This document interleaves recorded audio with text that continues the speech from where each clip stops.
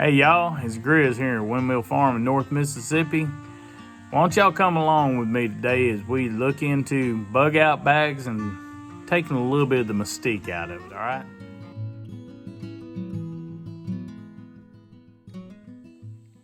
Alrighty, we're going to talk about the importance of a bug out bag and take a little bit of the mystique out of it, because if some of y'all have been reading on some of the different magazines and stuff, bug out bags are, sometimes these guys make them out to be these elaborate things. And yes, trust me, you can have a small bug out bag or you can have a large one.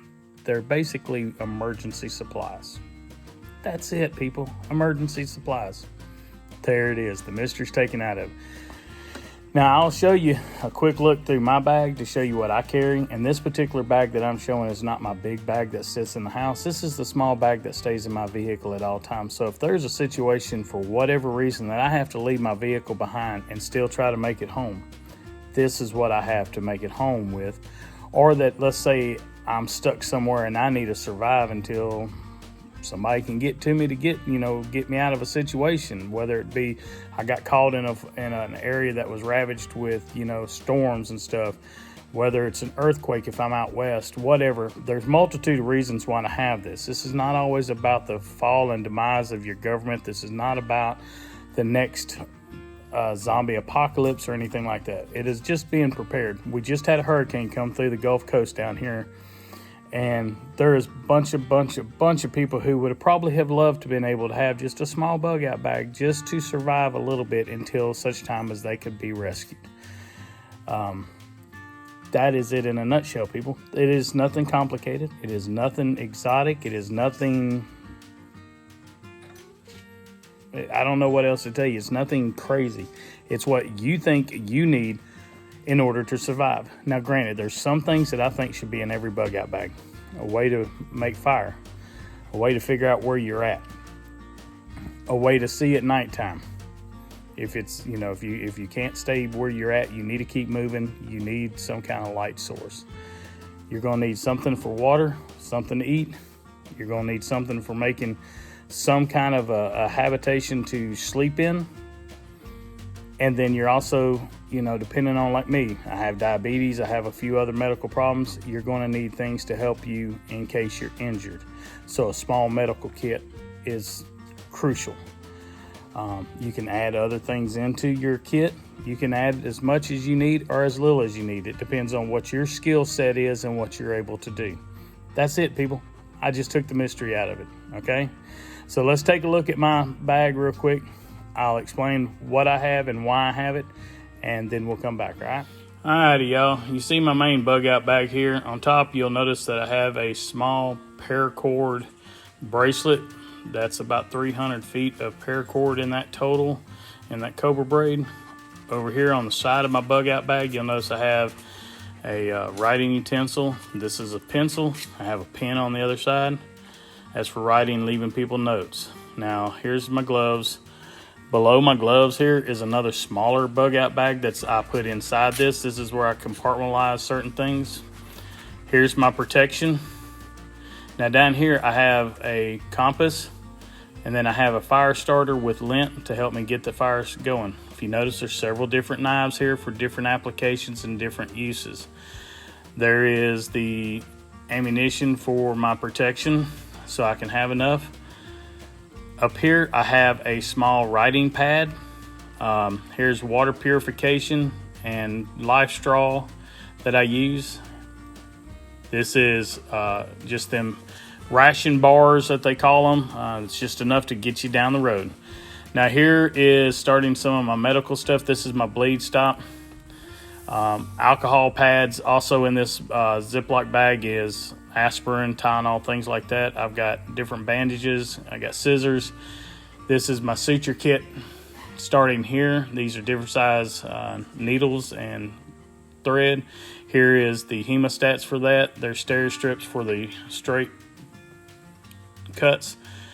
We have a Providine iodine swab sticks for cleaning up wounds. If you notice, that was a trenching tool. Here's my flashlights and my other light source, my glow sticks.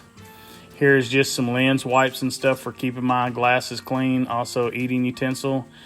Here I have a tape measure, an emergency whistle, an emergency blanket, toe warmer, and also camouflage. You never know, and a poncho. You never know when you need to actually camouflage yourself for whatever reason. Now down here is a fishing kit. This is in a different box, so it can be given to somebody if they need to take it. Here's some more fishing stuff in a little bitty container, self-contained. There is some more bandages for my first aid. And last but not least, you're looking at the Bible. That's important when you're in a survival situation to keep your mind clear and keep you going. All right, this is what we put in my bag without the weapon. Everything here comes in at under 10 pounds. All right, y'all. That was a quick oversight on my bag, just to let you know what all I got in mind. Like I said, I've added a few things extra in mine. Like sutures and stuff. I know how to use those. I know how to properly close up a wound. That kind of stuff. Just extra things I put in there. There are things that I wanted in there just for, who knows, I might get in a flash flood and swept downstream, and in the process get a gouge in my arm or in my leg, and I'm going to need to stop it. I need the bleeding. I'm going to need to be able to suture it up. I'm going to need to be able to clean it so that I can get home. I know how to do this stuff. That's the reason I kept it in there. I keep little things like the writing pad and the paper, because the pens and stuff, because if you leave your vehicle, write people a note, put it in the front seat of your vehicle. That way if a party comes on looking for you, they can go, oh, there's a note here, and the note says, hey, I've started heading this west by northwest. I left on the morning of the 4th, whatever. That way they at least know, okay, we know what direction he's heading in. The compass allows you to head in the right direction. That can give you a great indication of where you need to go, or if you know exactly where you're at, it get you to where you need to go quicker. Like I said, just emergency, just stuff you need. The life straws are good to have. And you look at this kit and it looks really intricate. It looks like it takes a lot of money to do. Most of this stuff I bought when it was on sale, people. I am a cheapskate at heart, and I hate paying full price for things. So most of the time what I normally do is I wait until after camping season, when Walmarts, academies, Sportsman's Warehouses, Bass Pro Shops, places like that, look online. There's all the time people putting stuff on sale, because their inventory has to be turned over from time to time. If you don't understand retail, it has to be turned over. And when they turn it over, a lot of times they reduce the prices drastically. Like the emergency ponchos, the emergency whistle, the emergency blanket, most of that stuff I picked up one day. They had them at Walmart for 25 cents. 25 cents. You can buy several and put in your bag so that you have enough for you and your kids. It's that simple, The ponchos and the emergency blankets are a great thing to use with your paracord to make emergency shelter out of. So yeah, like I said, the camouflage I threw in there, face paint rather, I put that in there because if it is a situation where you're needing to hide, you need to hide. That's just it. So anyway, I hope this helped take some of the mystique and some of the questions and stuff out of it. If you got a question, please ask me. I will get back to you as soon as I possibly can and try to answer it, or I'll do a whole video if y'all want me to do a video on a specific thing, like maybe building shelters using ponchos, or using the paracord to wrap branches together to make a small A-frame or a lean-to, the different structures that you can do, whatever, making fire, whatever y'all decide y'all want to hear from me. So just let me know. I'll make a video. I'll try to get to y'all as fast as you can. So I'm gonna get out of here. If you haven't done so far, hit the like button. Subscribe if you haven't done that also. All right. Going to tell y'all to have a blessed day. If y'all can't tell behind me, it is a gorgeous day. The weather's perfect. The humidity's not bad. There's a little slight breeze in the air.